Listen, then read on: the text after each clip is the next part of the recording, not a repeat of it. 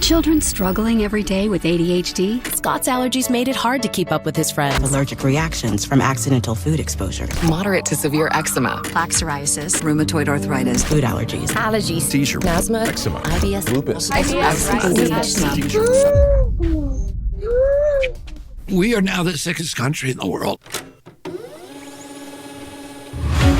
The health of American children is in crisis. A huge rise in chronic conditions in kids 17 and under. More than 40% of American children now have at least one chronic health condition. Autoimmune diseases like rheumatoid arthritis, juvenile diabetes, lupus, Crohn's disease, all this IBS. I had eczema, asthma, all put out. Allergies, stomach issues. This is to me the one that gets me. Just a few decades ago, 1 in 10,000 children had autism. Today it's 1 in 31. ADD, ADHD, speech delay, language delay, tics, Tourette syndrome, narcolepsy, sleep disorders, ASD, autism. But there's nowhere in the world that these kind of rapid increases in the incidence of disease could be genetic. Genetic change takes generations, centuries to play out. What's really causing our kids of this generation to be so chronically sick? What the heck is happening?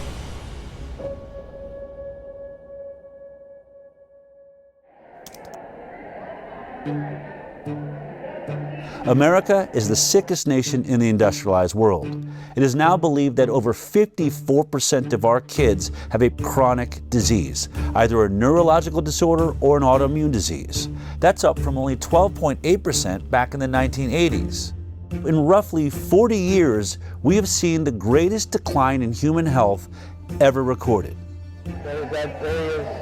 What if I told you there is a study that could shed light on this chronic disease epidemic, but no major medical institution seemed willing to do it? What if I told you there was one scientist brave enough to conduct this study? How you doing, Mark? Good to see you. Yeah, nice to see you. Absolutely. What if I told you that when the study was finished, that scientist was too afraid to publish it? What would you do? Maybe you would do what I did. I got hidden cameras and recording equipment, and I went to ask him why. Thank you. You're very welcome. Cool.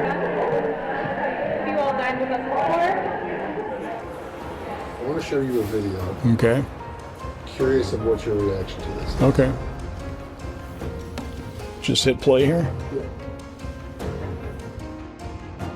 Go ahead and press play there. What was the most shocking thing? Because I mean, I know what I've seen. No, I thought it was important. It's important information because of it did show a difference between the groups. We have some serious issues. No, I actually agree with that. If I can't get this study out, then what hope is there for every kid in the future? I don't want to say it's not the right thing to do. It's the right thing to do, but I just don't want to. I mean, obviously, really emotional. Sick.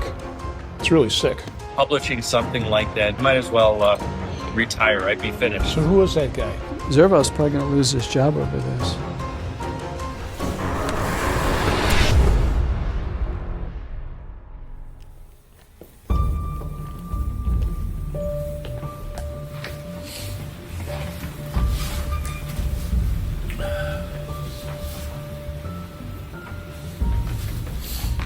You know, I'm thinking before we get into the hidden cameras and the study and Dr. Zervos and all that, why don't we just take it all the way back to how this actually started?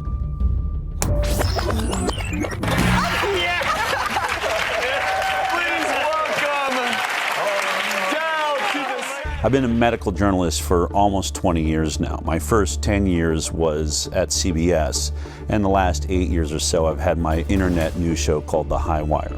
Good morning, good afternoon, good evening, wherever you are. But the biggest change in my career happened when I produced a documentary about vaccinations called Vaxxed. And at the center of that documentary was a whistleblower from the CDC named Dr. William Thompson. He came forward in 2015 and said that they were committing scientific fraud on the vaccine safety studies. Well, that film blew up and became a worldwide sensation, mostly because we got so much bad press, starting with being kicked out of the Tribeca Film Festival. The decision to run a controversial documentary about vaccines has Robert De Niro at the center of a big screen backlash. Tonight, the film festival Robert De Niro started, Under Fire, a controversial new film that many are characterizing as anti-vaccine. I think the movie is something that people should see. There was a backlash which I haven't fully explored. I want to know the truth, and I'm not anti-vaccine. I want safe vaccines. Vax producer Del Bigtree says canceling the screening amounts to a suppression of the truth. I can't imagine what type of pressure came down that would make them pull a movie that they were obviously behind in the beginning. The message from the medical community is clear. This is one of those scientific questions that where science has provided an answer. Vaxxed ended up being one of the most controversial documentaries in history. And because of that, there were lines down the block everywhere we went. Look at this crowd behind me. Look at this line goes on and on and on. In fact, the very first day we screened at Angelica Film Center in New York, I wanted to know why there's this giant line down the block. What are these people here for? Can every parent or someone, if you have a family member with autism, would you please stand up right now? I'd like to see. 3/4 of the room stood up. I remember feeling like the air just got sucked out of the room. I had no idea that there was this many people suffering from this issue. I ended up asking that question 3 screenings a day, 5 days a week for an entire year. And every single time, 3/4 of the room stood up. I realized I had stumbled on something absolutely massive. Hello everybody, this is Jamie. Jamie's first. Can you guys both tell us your names? I'm Stephanie. And this is Zion. After the screenings, parents of injured children were inspired to tell their own stories. We set up video cameras and started interviewing everybody that wanted to talk. And what I discovered is it wasn't just autism, and it wasn't just the MMR vaccine. There was an ocean of vaccine injury, and nobody was talking about it. Doctor says, well, do you want the flu vaccine? I was like, might as well do it now. I gave in, I did polio. They gave her the Hep B vax. She got the 2-month shots. Detail. The MMR vaccine. By 10:30 that morning, she was arching her back, clenching her fists. I didn't think I was gonna cry. That night, we were in the hospital with the 106-degree fever. He began to projectile vomit. He began to this loud pitch scream. Like that's when the blood curdling scream started. I did not lay down for 10 months straight because she would vomit and asphyxiate. She would vomit at night and she would lie there while she was asleep and she would choke on it. When we had that vaccination, he lost all language. He just stopped talking? He wasn't talking. He didn't want to nurse. He went to not talking at all. He was developing really well, except for motor skills. He's got chronic allergies. An eczema rash. Food protein enterolitis syndrome. She couldn't eat anything on the glycemic index that was too high. GI symptoms he started to have, gut inflammation, Chronic snoring. Sleep apnea. Seizure-like activity. We woke up. She just...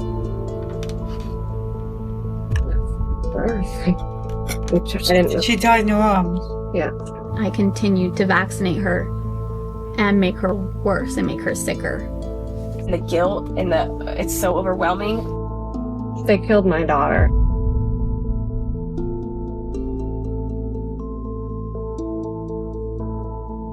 Clearly, this was a bigger issue than anybody realized. But there was one particular interview that we did that really changed my perspective forever. Colton was a 13-year-old healthy, strong boy. He loved anything that has to do with an adrenaline rush. Motocross was his passion. The doctor says, hey, he's the age that you should get the HPV vaccine. I said, okay. So he was administered the vaccine. And then this is the last day he got to ride that big boy bike. And that day he came home, he was starting to feel nauseous, really sore neck. He still didn't want to get out of bed. I just thought, man, you're just really weak and exhausted. And that evening, when he sat up to take a drink of water, he just flopped back and his head just hit the pillow, and I went, Colton, are you going paralyzed? They immediately took him down to Primary Children's Hospital in Salt Lake. Original diagnosis was transverse myelitis. When the doctor came out and asked me, has he been sick? I said, no, he hasn't been sick. He had the HPV vaccine on February 1st, and they went, Oh. Well, we'll be reporting that to VARS. It does suck, like, not being able to play sports anymore. Now I have to sit on the sideline, just watch everybody. You gotta do your research, like, you can't just trust a doctor anymore. Do your own ways to find out what's best for you.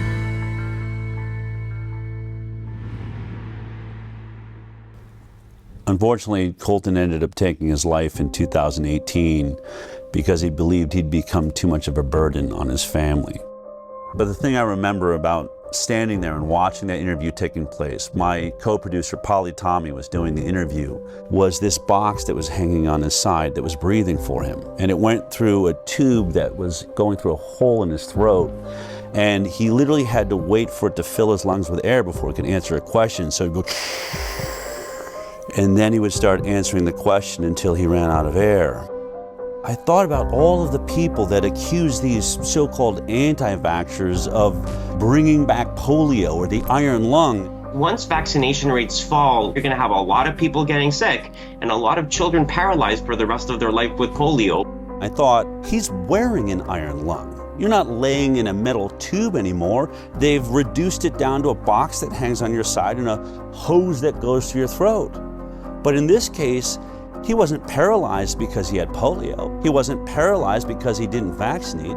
He was paralyzed by the Gardasil HPV vaccine. I chose to get my daughter vaccinated because I want her to be one less woman affected by cervical cancer. One less. Gardasil. Then I went home and started looking up all of the inserts, the warning labels that are wrapped around all of the childhood vaccines, and most of them say it right there in serious adverse events. Guillain-Barré syndrome, that's paralysis. Or transverse myelitis, paralysis. And I realized polio vaccine is a success. We didn't eradicate paralytic diseases with the vaccine program. The vaccine works. We're causing paralytic diseases with our vaccine program.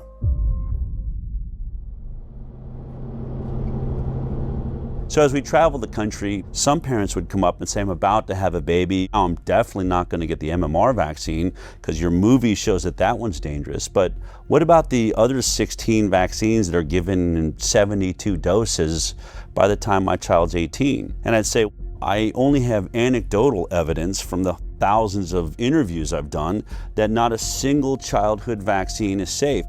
But that's not scientific. I wanted something better. I wanted to get to the bottom of this. So I started a nonprofit called the Informed Consent Action Network. Based on the Nuremberg Code's right to voluntary consent, the German Air Force, the ethical principle globally agreed upon in the wake of the Nazi doctors' horrifying human experiments, of inmates in concentration camps for experimental purposes, where it states the voluntary consent of the human subject is absolutely essential, and there should be no element of force, fraud, deceit, duress, or overreaching or other ulterior form of constraint or coercion. What I wanted to do was investigate the entire vaccine program. I was really focused on one thing. We hear that vaccines are safe. And effective. But before we even worry about if they're effective, how did we determine they're safe? We started looking at all the science around the world, but we hit a big roadblock. You can't sue a manufacturer of a vaccine. It's one of the only products in America that has what they call liability protection. The reason is because of a law that was passed in 1986 by the US government. The pharmaceutical industry basically blackmailed the government, and they said, we are losing so much money from lawsuits for death and injury from our vaccines, we can't make a profit. Studies have shown that the whooping cough or pertussis vaccine causes brain damage. The controversy isn't really over the fact that it happens, but how often it happens. And they said, if you want us to continue making vaccines, you're going to have to take on the liability. And our government agreed to that. If you want to sue or you want to get any information outside of what's publicly known, you're going to have to sue the government. And that's when I realized I need a constitutional attorney. And I found a guy named Aaron Siri. Mr. Siri, you're not a medical doctor, are you? No, sir.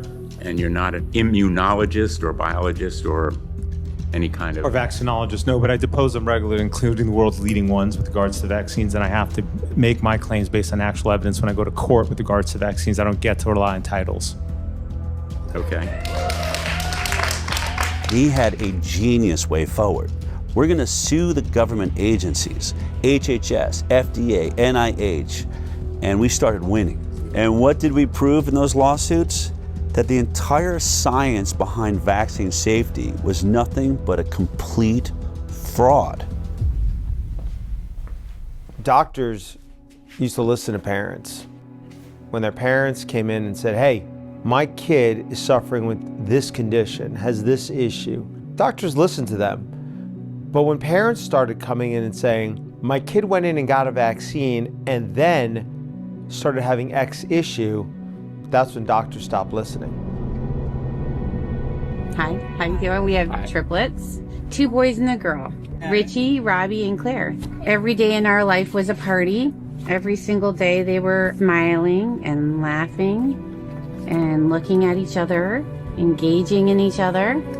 On June 25th, 2007, we brought them in for the pneumococcal shot. My daughter still has the mark on her leg from the shot. She was the first one to get it, and she screamed and never really stopped screaming after that. But we continued. We didn't know. We did the boys as well. By noon, Claire shut completely off. It was as if she was blind and deaf, and all she did at that moment was stare at the ceiling fan. So that was at noon. We had the shot at 10 a.m. 2 o'clock, we watched Richie shut off. They lost all their reflexes. I'm an educational audiologist. I actually did the test for the stapedial reflex, which is a little muscle in the middle ear, just to see if a muscle they can't control was still working, and it didn't.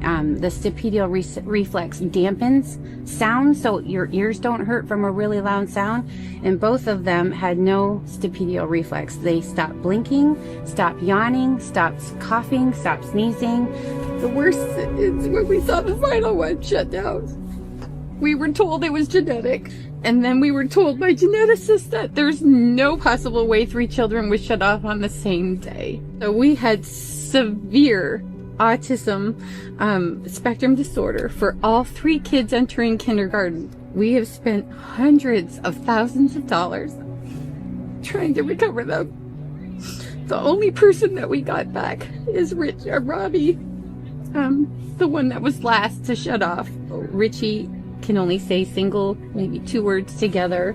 Claire is still completely nonverbal, not potty trained, and Robbie is approaching grade level, but severe OCD. Want me to tell you what a day in our life is? So you got, say, a 6 or 7 or 8-year-old child who's not potty trained, and at 2 or 3 or 4 o'clock in the morning they fill their diaper. Well, you assume that's pretty uncomfortable, so they take it off. Pretty soon it's all over them. It's all over the bed. In short order, it's all over me. It's all over her. I'm snapping at her. She's snapping at me. We're both snapping at the kid, who is the only innocent party in the whole scenario. And the one thing that's conspicuously absent from that scenario is anybody who told you that shot was safe. They're all asleep in their bed. They haven't got a problem in the world. This one story of Richie, Robbie, and Claire puts an end to any discussion that autism is only caused by genetics. There is no genetic explanation that would turn 3 brothers and sisters off on the exact same day. What you should do when there are widespread complaints that a product is causing a given harm is you should study it. Vaccines should be tested like other medicines. They should be safety tested. And unfortunately, vaccines are not safety tested. Of the 72 vaccine doses now mandated, essentially mandated, they're recommended, but they're really mandated for American children, none of them, not one, has ever been subject to a pre-licensing placebo-controlled trial. Health and Human Services Secretary Robert Kennedy Jr. has been torn apart by mainstream media for saying that there's no placebo trials being done for vaccines. But he's right. It's exactly what we found in our lawsuits against the government.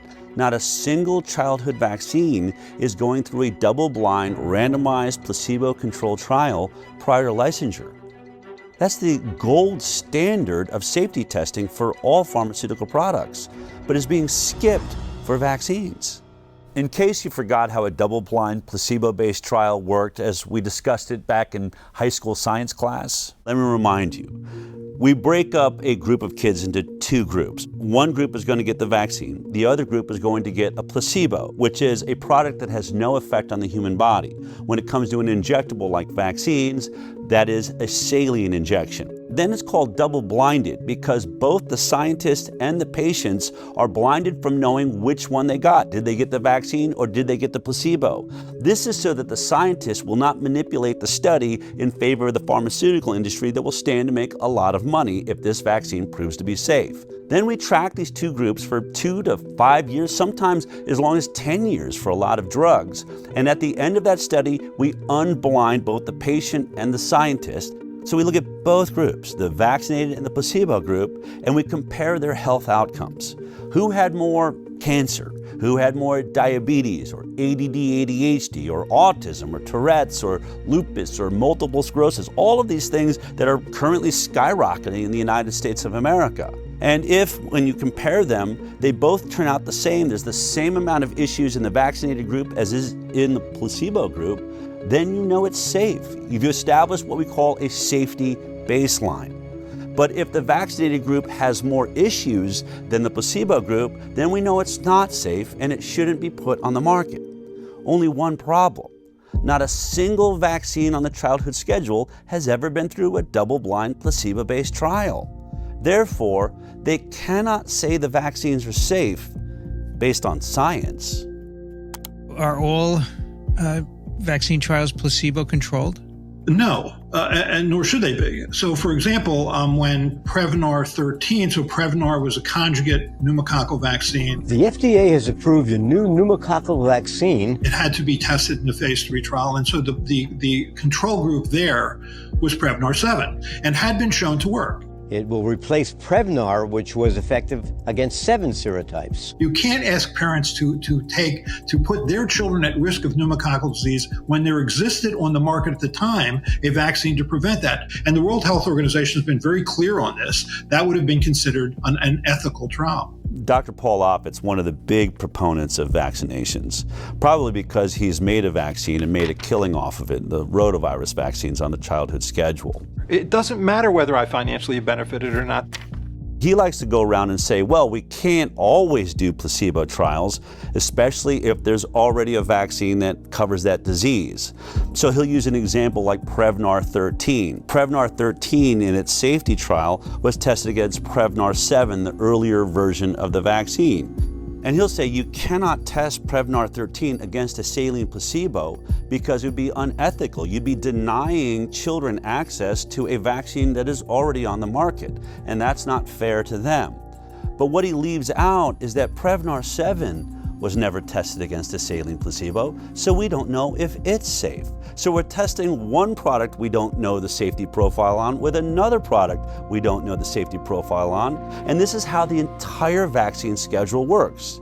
I like to call this the whiskey study. Let me explain. Let's say there's a group of people that are complaining that whiskey is making people drunk and they're crashing their cars and people are getting killed. Now, in order to test does whiskey cause car accidents, you would set up a double-blind placebo trial. One group, the test group, would get the 10 shots of whiskey. The other group, the placebo group, would get 10 shots of water. And then we'd have them both drive on a driving course and see who has more accidents. It's obvious. But in this case, the whiskey company is the one doing the study. And what they say is, oh, we're going to do a placebo-based trial, but our placebo-based trial is not going to be water, it'll be vodka, another product already on the market. And so 10 people get the whiskey shots and 10 people get the vodka shots, and they had them all drive, and guess what? They had just as many car accidents. Therefore, whiskey does not cause car accidents because it didn't cause any more than the vodka did. And so to take this all the way to the end of Dr. Paul Offit's point, if vodka had ever been tested against 10 shots of water and there was no car accidents in the vodka group, then it would make sense to test the whiskey against the vodka. But we all know that study was never done, just like no vaccine placebo study was ever done. All you have to do is type in FDA licensed vaccines on your computer, and every vaccine that they give your child on the childhood schedule will appear there. And then you can click on any one you're interested in. Let's click on Recombavax HB. This is one of the hepatitis B vaccines they give your baby on the first day of life. Hello, welcome to the world. Gasp for your first breath, and here comes your first sexually transmitted disease. Now, go to vaccine insert. This is the insert or the warning label that is wrapped around the vaccine when it's delivered to your doctor. It has all kinds of information like what's in the vaccine, all the ingredients, side effects of the vaccine, but I want you to focus on section 6.1. This is where they talk about the clinical trial they relied upon to establish safety. It's always 6.1 on every single vaccine, so you can look at all of them. But in this one, you'll see that there was only 147 children in the entire trial. And they were only monitored for 5 days after each dose. 5 days. So think about it. Would you take any drug that was only monitored for safety for 5 days? If your child dies on day 6, it wasn't captured by this trial. They'll say, we didn't see any deaths. If a child had autism 2 years later, or other autoimmune diseases or neurological disorders, things that take years to develop, they'll say, we didn't see any in our trial. This is why every drug we take goes through a multi-year safety trial. Most of your issues are going to take years to develop, and if your study isn't that long, you'll never ever see them.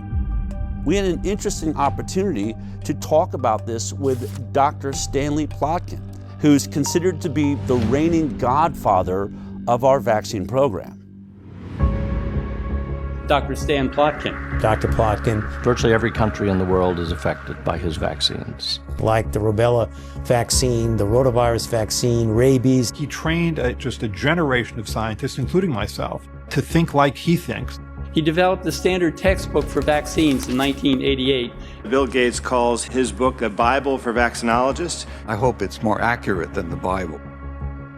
In 2018, our attorney, Aaron Siri, had the opportunity to depose under oath Dr. Stanley Plotkin, and he asked him this exact question. Is a 5-day safety trial long enough to capture all of the side effects that people are complaining about from the hepatitis B vaccine? Dr. Plotkin, this is the product, the manufacturer insert for Recombavax HB, correct? Yes. And the clinical trial experience would be found in section 6.1, correct? Correct? Dr. Plotkin? Yes. Okay. In section 6.1, when you look at the clinical trials that were done pre-licensure for Recombavax HB, how long does it say that safety was monitored after each dose? Let's see.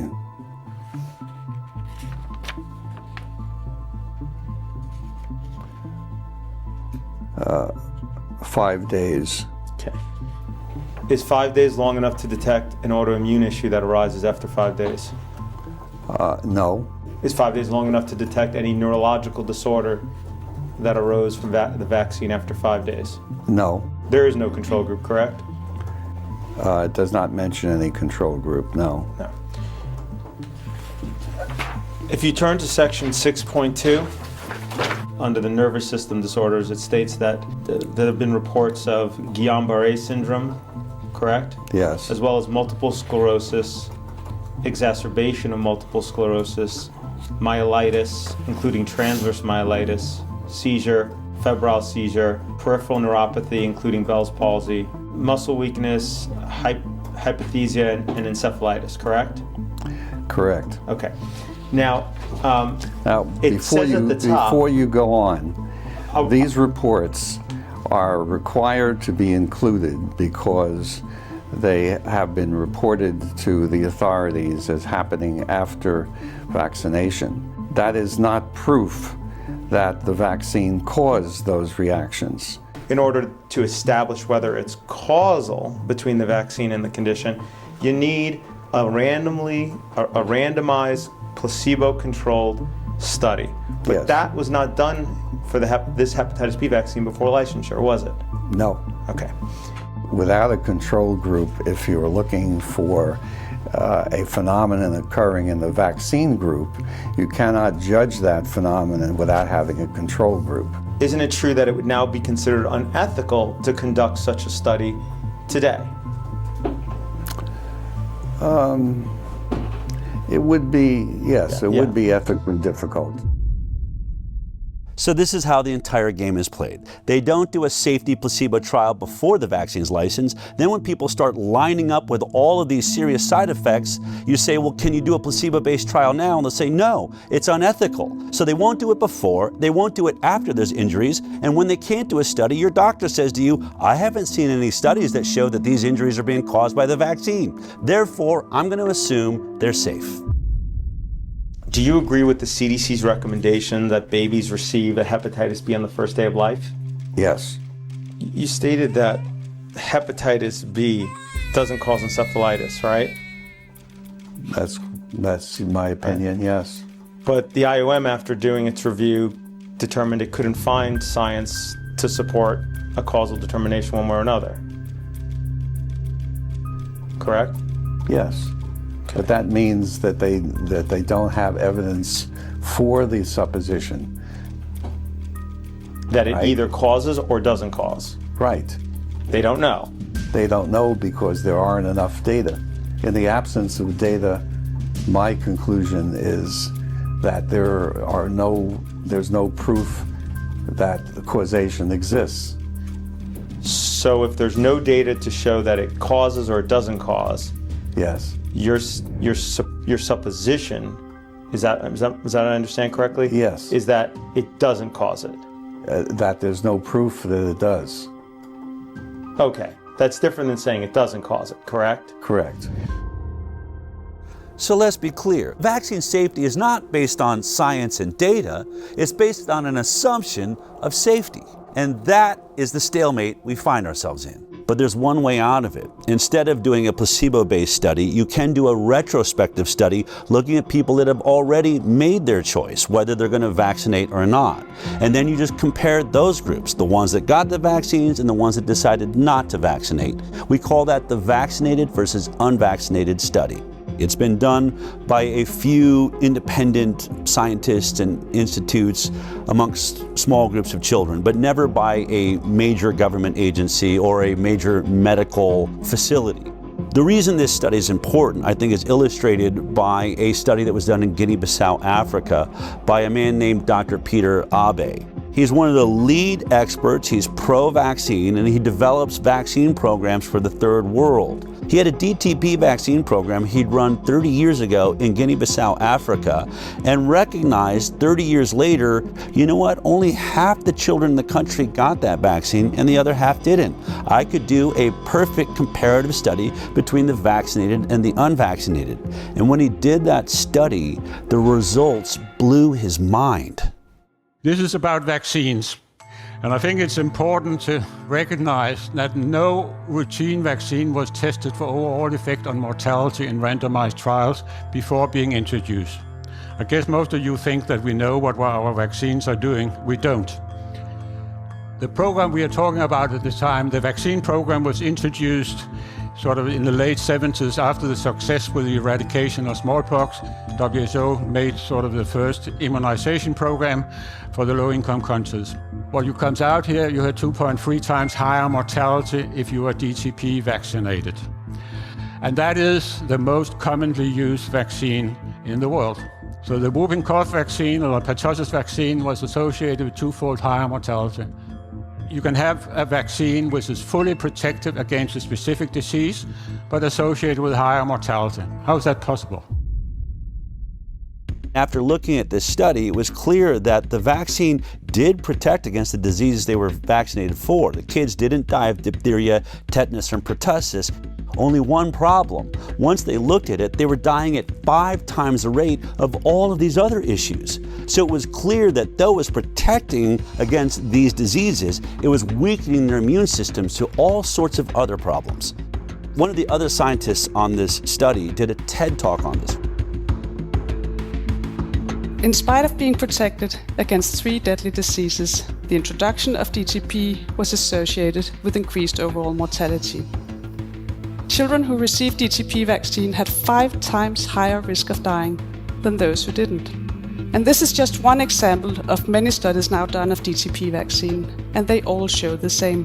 DTP vaccinated children have higher mortality than those who didn't get DTP. So it appears that DTP vaccine has negative non-specific effects. The protection against the 3 deadly diseases comes at a very high price, namely increased risk of dying.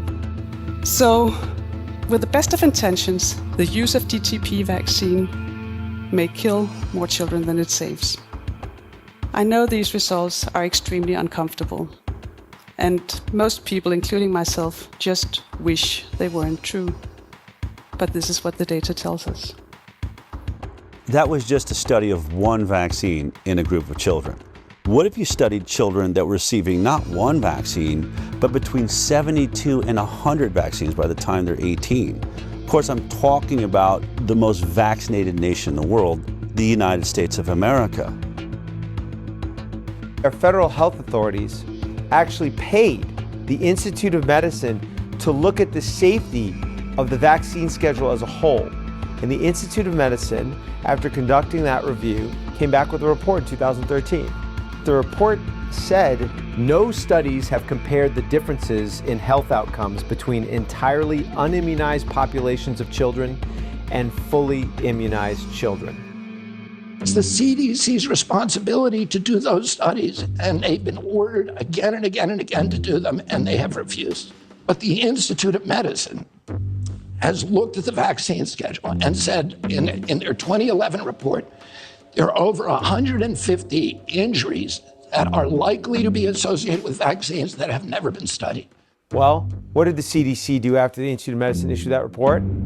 Instead of doing the study, they ended up doing a study on how to do a vax versus unvax study. It went and it paid a whole lot of money to issue a white paper on how to conduct that study comparing vaccinated versus unvaccinated kids. That white paper came out in 2015. Now, here we are in 2025, 10 years later. They've still never published that study. Now, have they never done the study? I can't tell you. This is information that vaccine safety advocates want and have been asking for a long time, and I'm not sure why it hasn't been done. This simple study would shut up every anti-vaxxer forever. I have to believe that they have done this study every way they possibly can, and they can't seem to figure out how to make it look like the vaccinated are healthier. But that's just my opinion, based on several other studies I've seen that did compare vaccinated to unvaccinated, but mainstream medicine says, well, the cohort was too small, or they poke holes in it saying it wasn't done by a major medical institution. So if we're ever going to get a vax versus unvaccinated study that people believe in, it's going to have to be done by highly credited scientists at a major medical institution who has a database big enough to do a thorough, robust investigation comparing the vaccinated to the unvaccinated.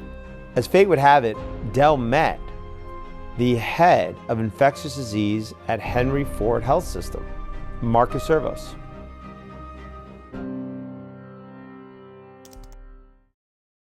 I'll never forget that meeting because you said something to me. You said, "I've watched your film. It's intriguing." But you said, I'll never forget. You said you've been saying something. I watched your videos that I had an issue with. You said that they cannot say that vaccines are safe because they've never done the proper safety studies.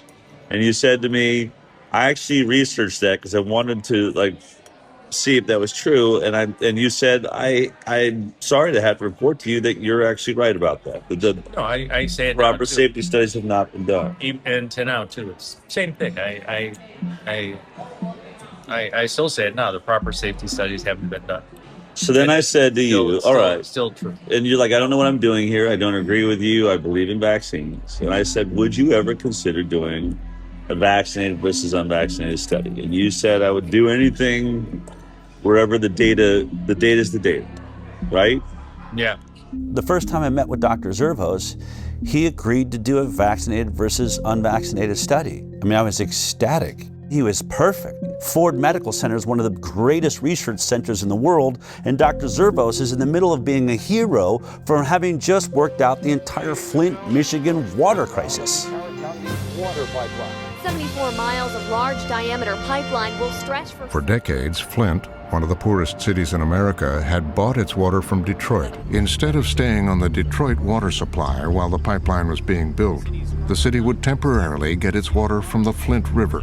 That decision would force the city to activate an old water treatment plant. Here's the plant. This is what is coming out of the tap. Water's brown, has a bad odor. We cannot drink the water. They soon became a breeding ground for Legionella, and people were getting sick.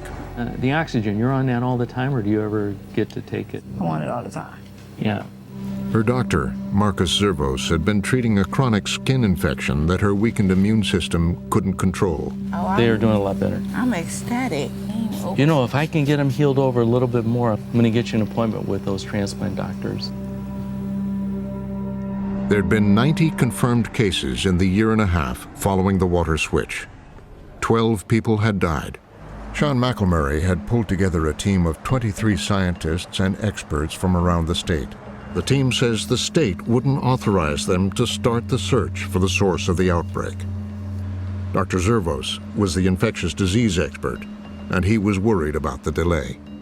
It was critical to start right away because by June we expected to see more cases of Legionnaire's disease and there would be more deaths, which is what we expressed in a meeting that included top leadership at MDHHS. I remember my colleague telling him that if he didn't do that, people could die. Unfortunately, Nick Lyon's response was that, well, they have to die of something. I mean, you're just in shock as a result of him saying that, the director of the health department. Dr. Zervos seemed perfect. He'd stood up against the entire health system in Michigan, so I figured he'd probably be brave enough to do this study. But then a couple of years went by and still no study. I called Aaron and said, why don't we go see if we can't convince him to finally do this study? I flew down to Michigan and we went to meet Dr. Zervos in person. We said, look, here's your opportunity. The results should be directly in line with the orthodoxy. The vaccinated kids should be healthy across the board. He could be hailed a hero for finally shutting up the anti-vaxxers. He said he's willing to do it. The study was going to use the data they literally already have in their fingertips. The data of millions of people who are already in the Henry Ford Health System database, including hundreds, maybe thousands of completely unvaccinated children, as well as obviously children who are vaccinated. What that would allow is taking that multi-million person database, segregating out the children who had been in the Henry Ford system from birth continuously for a few years. Because it's a captive HMO environment, meaning it provides the insurance and it provides the medical care, it has most of the health records for these kids, including if they go out of the Henry Ford medical system, Henry Ford, as the insurer, was still paying for it. So they have the health codes for all the medical services that these kids got. So if you segregated out those kids, now you have a cohort of children from birth for at least a few years where you knew everything about them. I previously was a program director at Henry Ford Hospital, so I know it well. It's one of the best integrated health systems to do research. Henry Ford receives over $90 million in annual research funding, with nearly 700 residents and fellows in 53 ACGME accredited training programs. I think Henry Ford, like other institutions, has a bias towards the goodness of vaccines. You can't miss it. It's a full-page letter here from Henry Ford with 56 signatures saying in bold letters, the science is clear, vaccines save lives. If the results came back demonstrating that the battery of vaccines was associated with chronic diseases and that unvaccinated appeared healthier over time, such a result would be particularly convincing. I'm for vaccines. I'm not, I'm obviously for vaccines, but I think it's the best way of controlling infectious diseases, which are deadly. I'm for mandatory vaccination. Henry Ford is mandatory vaccination because of me.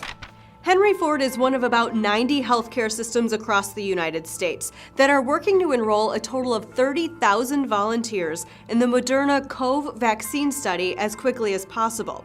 This is the worst pandemic of the last 100 years, and our best hope of dealing with this is by having an effective vaccine. Henry Ford is requiring all 33,000 staff members to be fully vaccinated by September 10, 2021. The health system says this is consistent with its existing vaccination policy, which includes team members get the flu shot every year and stay current with other vaccinations.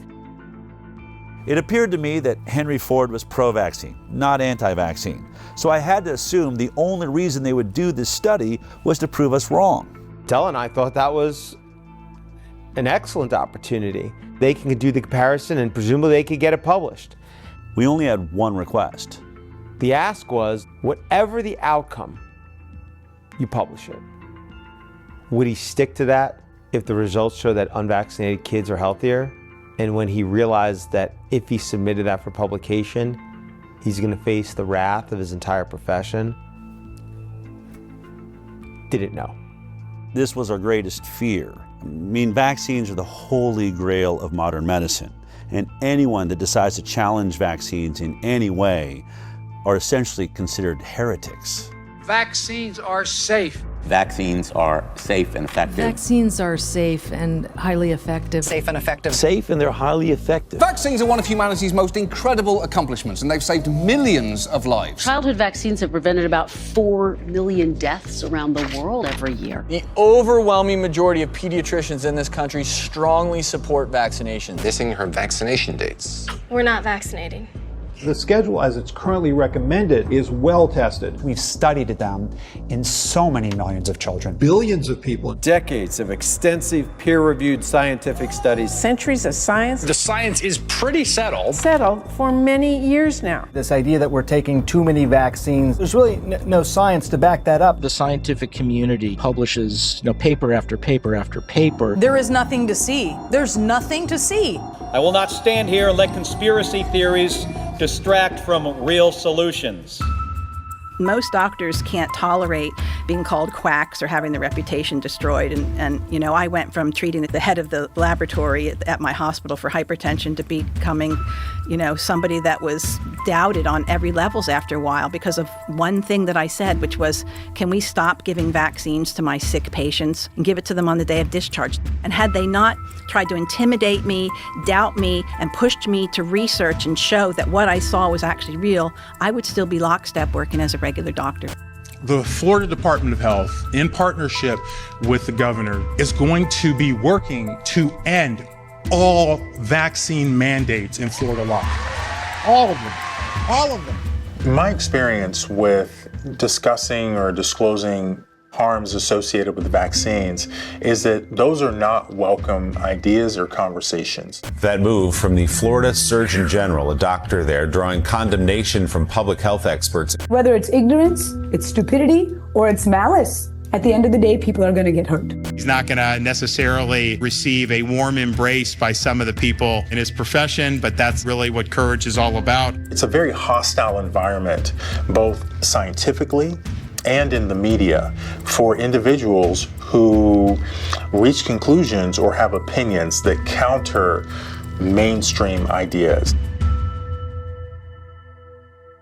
Every independent scientist that has ever ventured into doing a vaccinated versus unvaccinated study of any kind is immediately under assault. There's one by Dr. Anthony Mawson out of Mississippi. He did a homeschool study of about 600 kids and discovered alarming rates of allergies, ADD, ADHD, neurological disorders, and a 4-fold increased risk of autism amongst the vaccinated. As soon as the study came out, his job was under threat. In fact, I asked him if he'd be in this film, and he said, look, you can show my studies, but I have just been dragged through the coals on this.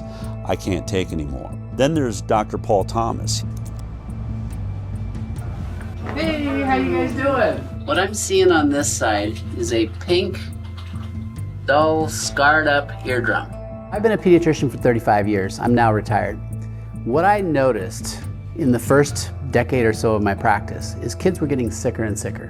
And over the next decade, as more and more patients chose not to vaccinate, I got to see the difference. But I wanted to see, could I prove it? So we got all the data from my practice. We looked at every baby born into my practice and published it in an international journal of public health. What we found, and that study was peer-reviewed, it was robust, we found massive increases. I mean, we're talking 400 to 500% more. Allergies, autoimmune conditions, neurodevelopmental issues, and then we had infections of all kinds. Massively increased in the vaccinated compared to the unvaccinated. What happened when I published that study? Within days of it being available online, I get a call from my attorney.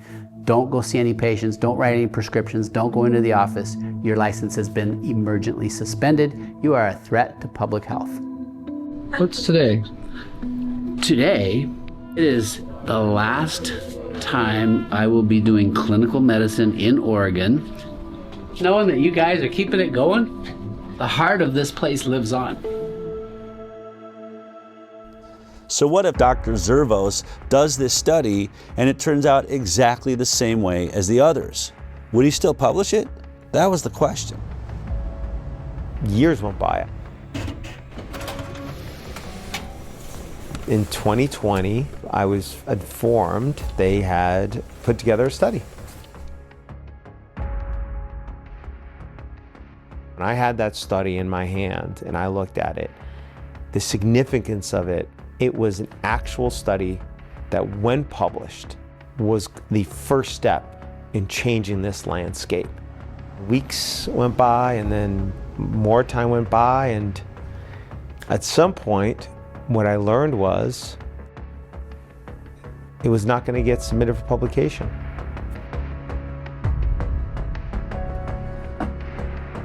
Aaron called me and said they finished the study.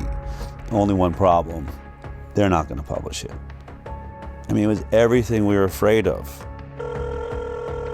I called Dr. Zervos and I said, can I fly out and meet you for dinner? And he agreed. I wanted to look Zervos in the eyes and ask him, what's so damning in this study that you're afraid to publish it? I wanted to know what was in this study. I hadn't seen it. I also imagined there's got to be a way to talk him into publishing this study. But one thing was for sure. This was my last chance.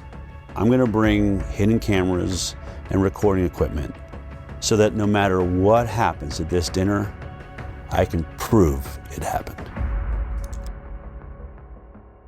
What do you think about the study you guys have done? It's important information because of, it did show a difference between the groups. I don't know how to. Oh, she got it. How to explain? Here it comes. I don't know how to explain it, but it's important. It was an important finding. I mean, the study was for what. Do you find any flaws in the study? I mean, is there a way they could do the study? You can do the study better with what's there? Not that I know. No. That I know.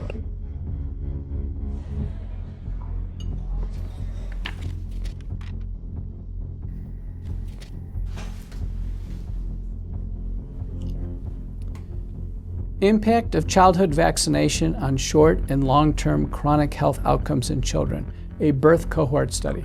This one is really robust. Let's say the results. Yeah, what were the results? The CDC put out a white paper on how you would look at vaccinated versus unvaccinated, and we followed it to a T. I agree with that. No. Do you agree with that? No, we 100% did. We looked at this every other way and sideways. I think this is a devastating commentary on our public health interventions, because if this is true, we are systematically making kids sick, and not just a little bit sick, very sick. Publishing something like that, I might as well retire. I'd be finished. I mean, I'm just curious. What in this data makes you think it will be as catastrophic to your career as you think? What was he so afraid of? The study was a bombshell. 18,468 subjects, 1,957 of them were fully unvaccinated. When comparing the health outcomes of the vaccinated versus the unvaccinated, they found an increased risk in the vaccinated of several chronic health conditions. The vaccinated subjects were over 4 times more likely to have an asthma diagnosis. 4.29 times in the adjusted. And that seems, I've looked at a lot of studies, that's 3.26 to 5.65. They also found 3 times the risk for atopic diseases, which is kind of a subset of allergic diseases. They found almost 6 times risk for autoimmune disease. The autoimmune diseases this paper looked at include thrombocytopenic purpura, rheumatoid arthritis, SLE, systemic lupus erythematosus, MS, multiple sclerosis, and Guillain-Barré syndrome.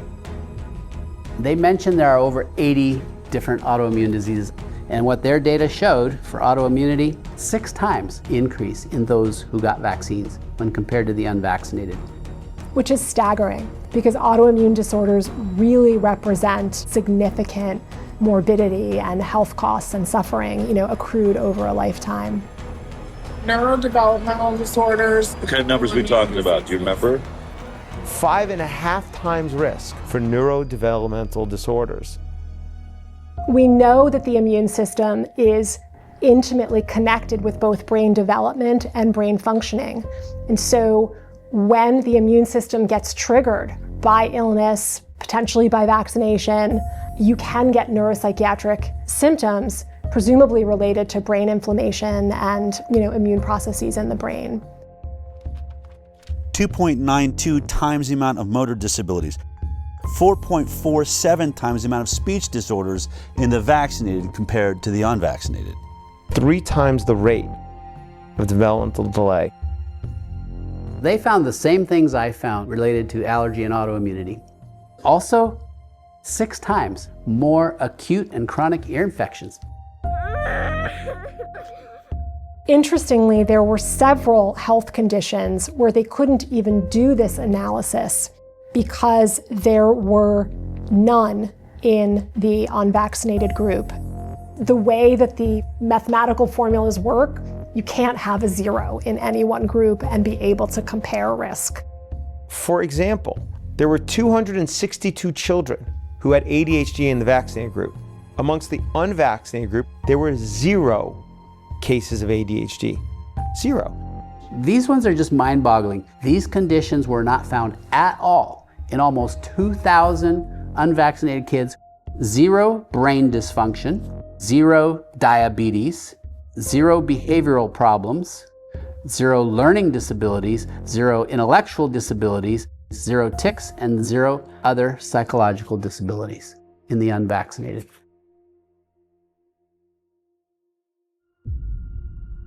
I'm going to read the conclusion here.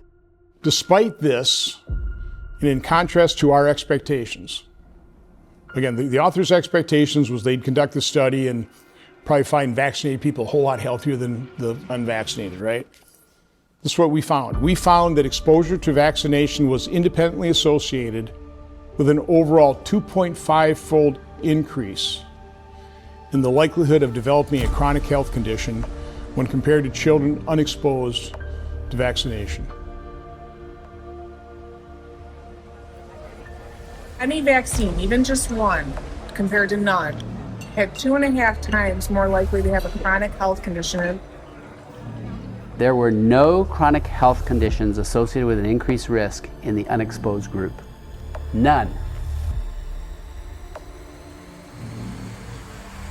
What does this graph mean? Explain that to me. So it's no vaccines versus vaccines. That's basically your likelihood of not having a chronic health condition. They did something called time to event analysis. At 10 years, the likelihood of being free from a chronic illness was only 43% in the vaccinated group versus 83% in the unvaccinated group. It's a big difference. So if you're unvaccinated, you stay up here above the, like was it 80% of you are going to be perfectly healthy, whereas you're dropping below the 50 percentile which is exactly what I've been stating. I've been saying 54% of America's children have a chronic illness now. It's right there. And that's basically what that's showing.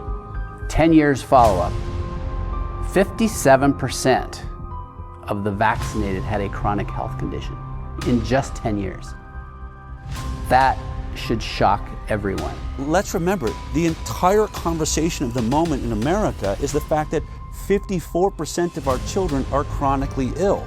And here we are looking at the study, and it's almost exactly those numbers. 57% of the vaccinated are chronically ill, whereas only 17% of the unvaccinated. I think because I have an interest in vaccines and I understand off-target, non-specific effects, I was sad, but I wasn't surprised. I can tell you that these data are consistent with my greatest concerns regarding the childhood vaccination schedule. That despite the good intentions of the field of vaccinology, that is backfiring on us. In virtually every single chronic health category, the vaccinated are doing far worse. But there is one issue. It's the one that I have been talking about for years and puts me into the middle of this entire investigation, and that is autism. And in this study, it appears that there was no statistical significance with the vaccine-autism connection. And I wanted to know why. Yet autism is neutral. Does that mean we're wrong about autism, Mark? No. No? No. It's there are a lot of variables involved, and it's hard to control for. When you don't have a lot of instances, as occurred here with autism, where you only have 23 instances of autism in the vaccinated group and 1 instance of autism in the unvaccinated group, that wasn't enough instances to actually be able to determine whether or not there is a statistically significant increased rate of autism. So even though the study shows all sorts of neurodevelopmental disorders, when it comes to autism, there weren't enough children diagnosed with autism in this group to answer that question. That is why studies like this need to be replicated at even larger scales. The fact is there's a signal, and the signal is unvaccinated kids healthy. That should be a very important positive study. Yes. The converse of this is kids that are vaccinated, it doesn't look so good, particularly for the neuropsychiatric disorders.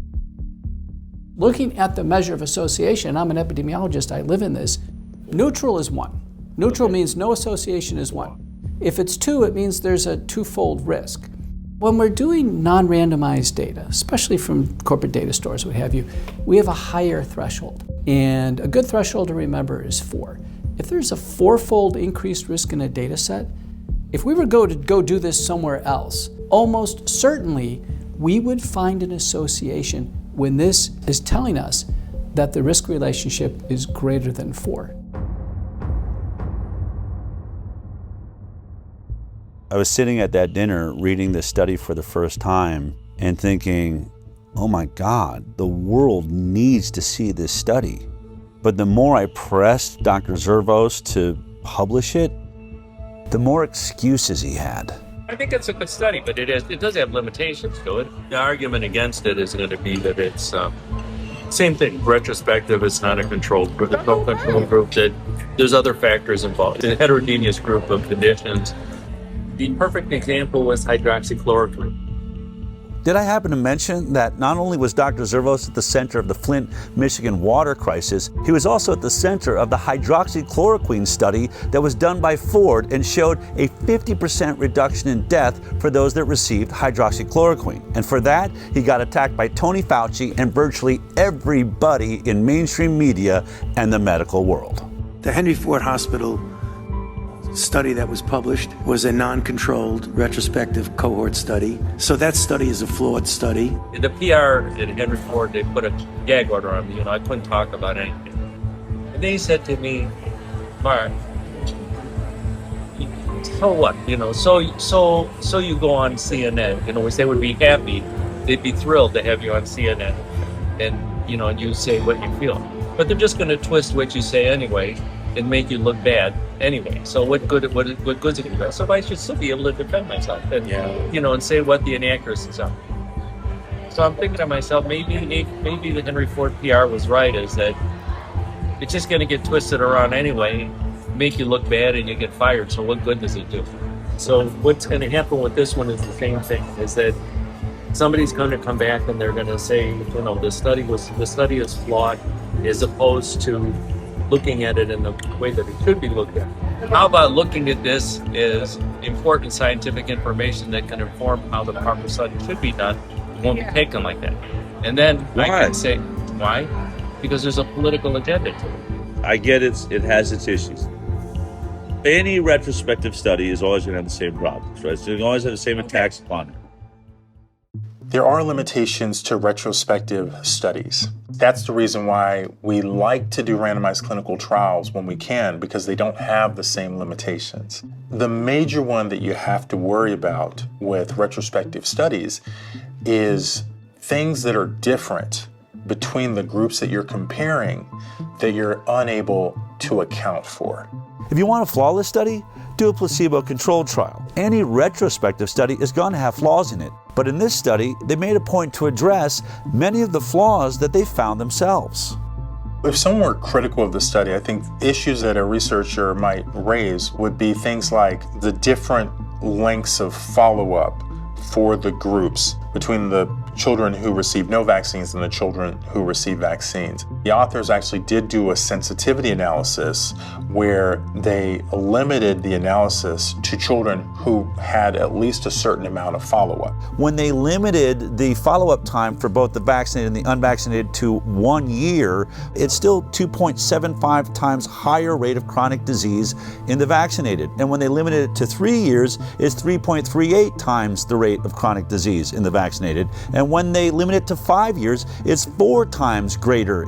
So no matter what they did to limit the follow-up time, the results of the study didn't change. The results indicate that the different follow-up period really did not have a substantial effect on the research question that they were probing. Another concern is that there are just big differences in how likely the children who received no vaccines were to seek health care compared to the children who received vaccines. So in other words, could the differences we're finding in the study just be due to the fact that these kids were being seen less often and so they're getting fewer diagnoses? To try and address this, they limited the population of children who didn't receive any vaccines to children who at least had some number of medical visits. And even in that sensitivity analysis, the main findings persisted. In this study, they adjusted for confounders. Confounders can be age, socioeconomic status, gender, racial, ethnic groups, and used a technique called Cox proportional hazards, which means holding all other factors equal, what's the relationship between the factor of interest and the outcome? Even after they were adjusted for, the effect of these characteristics was actually pretty small. I actually expected that those adjustments would have a really powerful effect, but they actually didn't. And when you do a lot of sensitivity analysis and what you're seeing doesn't change much, that can be reassuring. The authors did a good job with the information that they had. I have seen studies on vaccines published in good journals that are much weaker in quality. Is what your study shows, is it important? Yeah, it is important. You know who you should send it to? Well, to what I told you a while ago. Because I'm just not going to do. I'm not going to do it because I don't want to end up like Diddy or. I don't want to suffer what McCullough did. But I give him credit for taking it. Standing up to it. But I'm just not going to do it. I'm not going to do it. In any other climate, in a regular climate, you would have put this study out just as it is. Right? If we weren't in this world of censorship... I'd put it out just how it is. You would? I'd put it out just how it is, yeah. I'd like to just finish out my work, doing international work. Part of my reluctance to do anything is that nothing is going to come out of it other than me losing my job, which I'd rather not see happen. I'm open to. We're here because I fully respect you, and I recognize the danger of. I said to you, if you do this study, I'm going to repeat it because I'm going to remember. I said, if you do the study, you're going to come under fire. You said, I don't care about that. I'm all about the data, and I'm about to retire anyway. That's literally what you said. Yeah. So your energy has definitely changed on that. But Energy's changing. let me put it this way. I put my whole career on the line because I saw an issue. Because what? I saw an issue that is affecting the children of America and the world. We have a serious growing problem of autoimmune disease, chronic illness. I'm not saying that vaccines are the only cause, but I'm saying this program needs some serious work. We had much better health when we were getting 10, 20 vaccines. At 54 shots with 72 doses, it is clear we are not making our children healthier. They're going the wrong direction. If there's a way to do this program better, which I believe, I've never said I'm trying to eradicate vaccines from the planet, but we are at an autism rate now of 1 in 26, 28. We have some serious issues. No, I actually agree with that. Is there a different way we could be doing it? Right, but how do we get there if I finally, what are the odds? I find someone like you that is got the clout.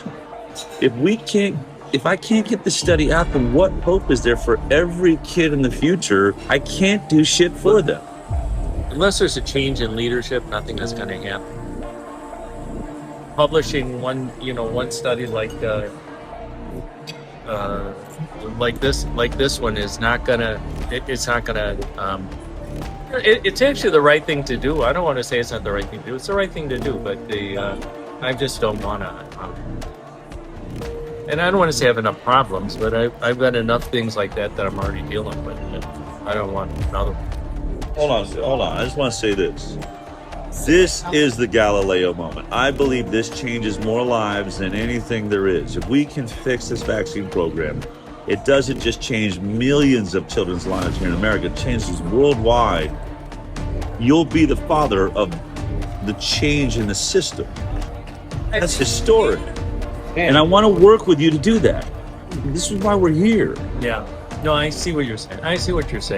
We have an ability to do something that no one ever dreamed is possible. If it's not you, then who? For some reason, hammering has always comes towards me. No, I can't handle it. I really can't. I'm not a good person. I can't handle it. I'm not a good person, but I'm just not going to do it. I'm not going to do it. Because I've got other stuff to worry about. Yeah, I mean, obviously, really emotional. He's just going to compartmentalize it away.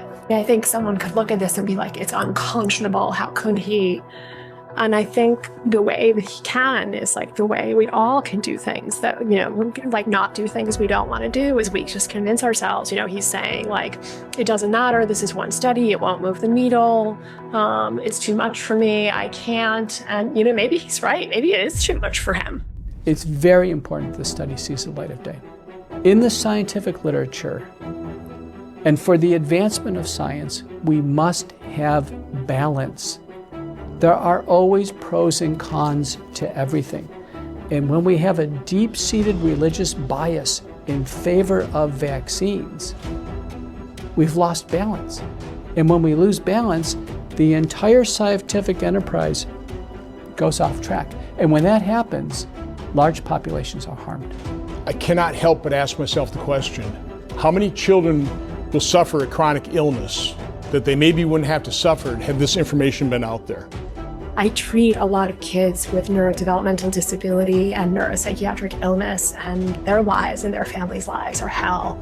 And I know so many parents who suffer all kinds of guilt. The parents who've had adverse reactions or who've witnessed neurodevelopmental regression in connection with vaccination, they are devastated. I've had so many mothers say to me, my child is like this because of me.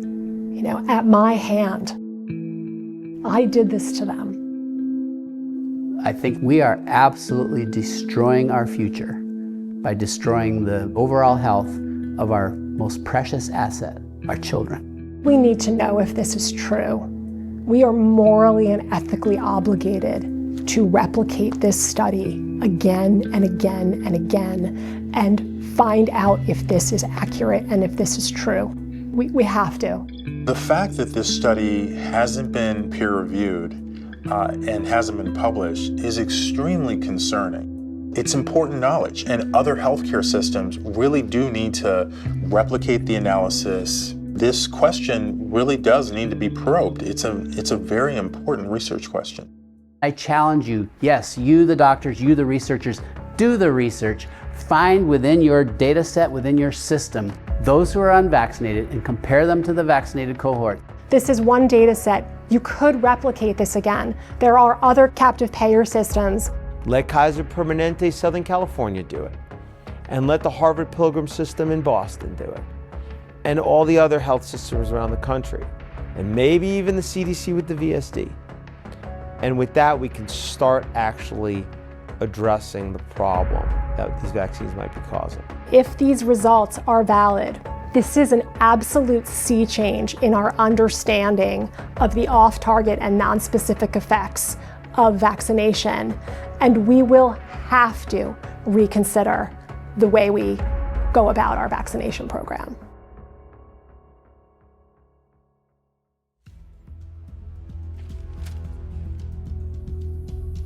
This is a cease and desist letter we received from the attorneys for Henry Ford Health. This letter leads me to believe that they really don't want us to release this film. In the letter, Henry Ford accuses us of defamation for saying that the unpublished study wasn't submitted for publication due to the results of the study.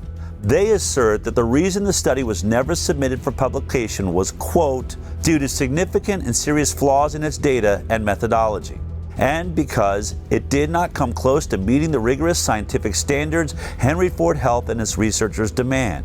But we just heard from Dr. Marcus Zervos, the lead author on this unpublished study and a world-leading expert on infectious disease at Henry Ford. He told me he believed the study was a good study and he would publish it just as it is. Only one problem. If he does publish it, he believes it would be the end of his career. He'd be finished. Not my words, but his. Now, even if Dr. Zervos stands by his study, does that mean it's a perfect study? Of course not. Can we say that the Henry Ford study proves that vaccines are causing the chronic disease epidemic? No, we cannot. A retrospective study does not prove causation. What we can say is that we believe it is showing a signal, a red flag waved in the air by the scientific method. Houston, there may be a real problem here. Now, this concern is heightened by the fact that this unpublished study does not stand alone. It's not an anomaly. It now stands with several other studies that have all shown similar signals.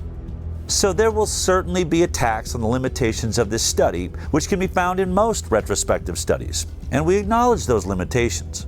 But the only way to really refute it is to do your own vaccinated versus unvaccinated study and prove us wrong. That's what I believe Dr. Zervos attempted to do and failed. But as parents watching this film right now, you have to ask yourself a very important question.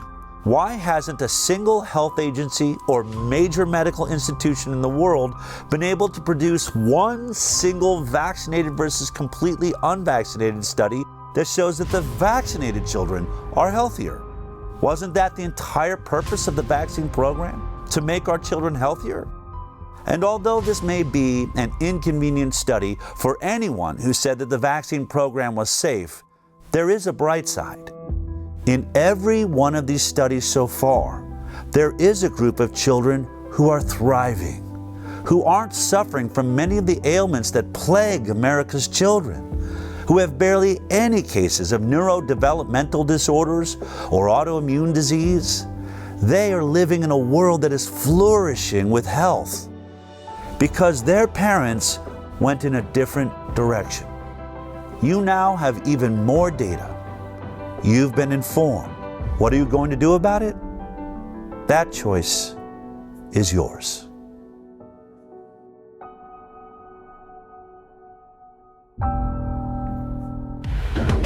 Codes and lights.